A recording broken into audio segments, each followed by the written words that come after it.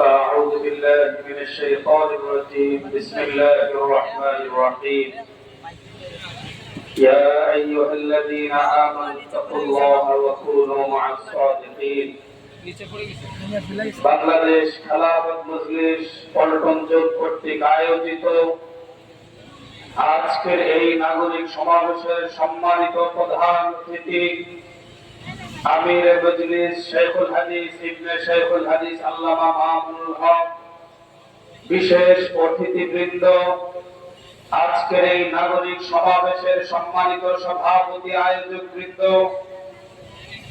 গণভোটের রায় বাস্তবায়ন, জনসম্পৃক্ত আরো একাধিক বিষয়কে সামনে রেখে বাংলাদেশ খেলাফত মজলিস বাস্তবে মানুষকে কথাই বোঝাতে চায় যে বাংলাদেশ খেলাফত মজলিস জনমানুষের যে আকাঙ্ক্ষা, এদেশের মানুষের যেই সমস্ত বিষয়ের চাহিদা রয়েছে, মানব জীবনের প্রয়োজন যে সমস্ত বিষয় রয়েছে, একজন নাগরিক তার জীবনকে পরিচালনা করবার জন্য যেই সমস্ত গুরুত্বপূর্ণ বিষয় রয়েছে, সেগুলো যেন নাগরিক তার সুবিধা গ্রহণ করতে পারে।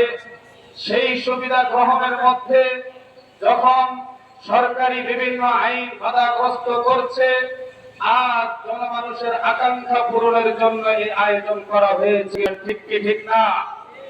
গণভোটের রায় এদেশের গণমানুষের আকাঙ্ক্ষা ছিল, এদেশের লক্ষ লক্ষ নয় বরং কোটি কোটি মানুষ এই গণভোটের মধ্যে রায় দিয়েছে যেন সারা দেশের মানুষ শান্তি অনুভব করতে পারে। সুনির্দিষ্ট কোন দল, সুনির্দিষ্ট কোন মতের মধ্যে যেন দেশের মানুষ আটক হয়ে না থাকে, বরং সুন্দরভাবে সুশৃঙ্খল ভাবে যেন সরকার পরিচালিত হয়। এজন্যই গণভোট করা হয়েছিল। কি বলেন ভাই, ঠিক কি ঠিক না? আর এদেশের মানুষ সেই গণভোটের মধ্যে তারা রায় দিয়েছে, কিন্তু কোটি কোটি মানুষের সেই আকাঙ্ক্ষাকে উপেক্ষা করা হচ্ছে, সেটাকে বাস্তবায়ন করা হচ্ছে না।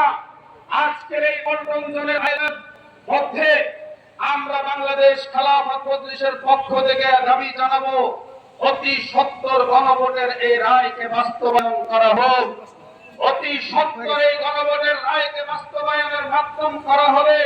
তাহলে বিগত যেই ফ্যাসিবাদ তৈরি হয়েছিল, অন্যায় জুলুমের যেই সমস্ত হাতিয়ার গুলো তৈরি হয়েছিল, আজ আমরা লক্ষ্য করছি সেই অন্যায়ের মুখগুলো আবারও গর্জে উঠছে। কি বলেন?